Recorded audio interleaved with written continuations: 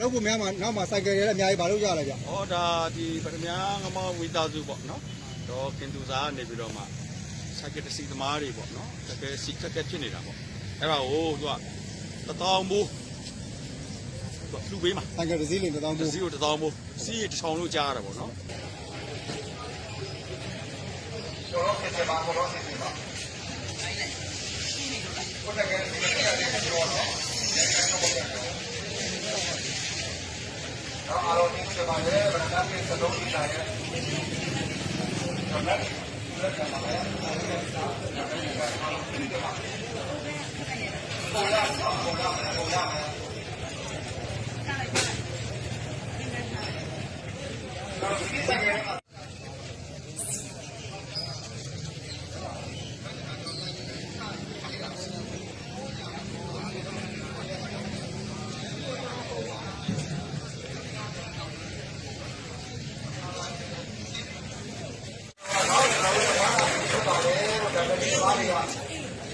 တော့လည်းပြောခဲ့ပါတယ်တတိသမားတို့တကယ်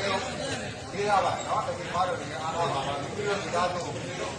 ကြောက်တော့ပါတာကြာဒီမွေးနေတာရတော့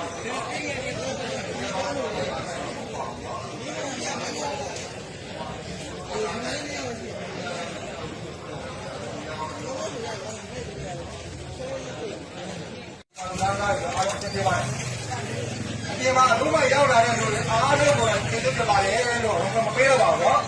ကျွန်တော်တို့ကဒီထဲကနေစီကြည့်ပြီးတော့စလွတ်ပါပြီเนาะဒီကအားလုံးကိုစပြီးတော့မှအတင်းမှာပိတ်ပိတ်လာနဲ့အတင်းမှာပိတ်ဟိုအဲ့ဒီကနေမတိုးလာနဲ့ဒီမှာကတော့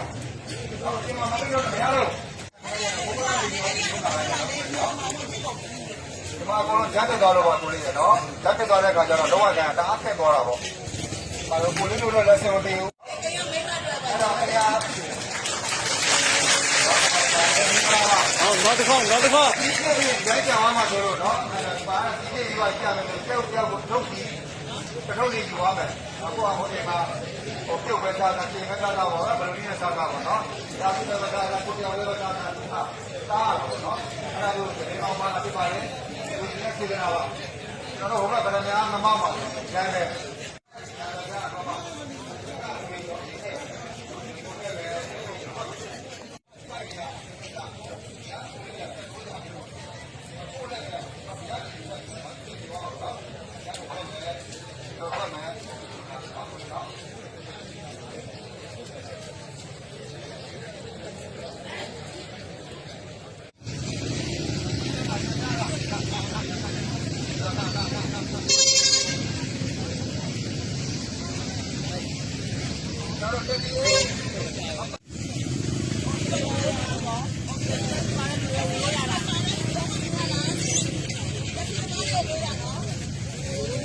ဒီသမားရောဒီကောင်တော့ပေးတာသူကလည်း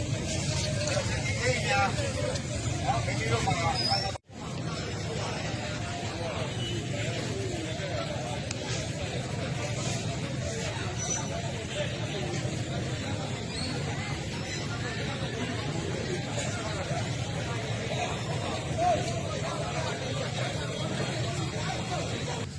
အခုကျိုးစီပြတ်နေတဲ့အချိန်မှာပေါ့နော်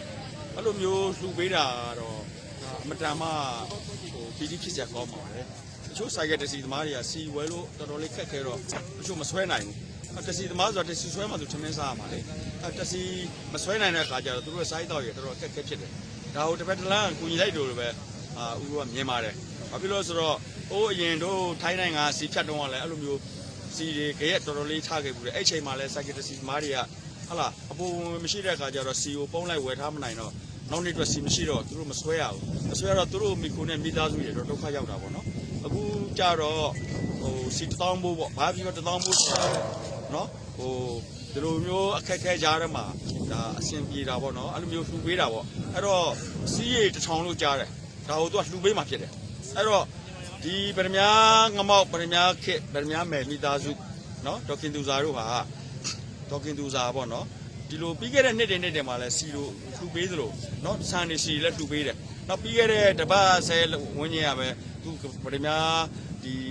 ဟိုဟာ73စီဆိုင်မှာပဲဟိုပေါ့တို့ဒီ 9 ရက်9 ဒီအလှူတွေပေးခဲ့တာပေါ့အဲ့တော့ဒီလိုလှူဒန်းတဲ့ပုံကူမျိုးတွေရှိတဲ့အခါကျတော့ဒါအခုလိုလက်လွတ်စားသမားတွေပိုအရန်အဆင်ပြေတာပေါ့ဒါမှမဟုတ်အခုလိုလှူဒန်းပေးတဲ့ဒေါက်ခင်သူစာကိုပေါ့နော်သူတို့ကနေဒီနေရာနေပြီးတော့မှဟလာစူတောင်းပြတာပို့ကြပါတယ်အမြဲတမ်းဒီလိုလှူဒန်းနိုင်ပါစေပေါ့နော်ဒီလိုလှူဒန်းတဲ့အကျိုးစေတနာကုသကအကျိုးကြောင့်လဲဘဝစစ်တိုင်းမှာတကယ်ဟိုအများပြည်သူမရှိနွမ်းပါသူတွေကိုအခါပေါင်းတိမ့်တဲ့တန်းနဲ့ခြီးပြီးတော့လှူဒန်းနိုင်တော့တစ်ဖြည်းဖြည်းမှဖြစ်ပါစေလို့ဒီနေရာနေစူတောင်းခြင်းပါတယ်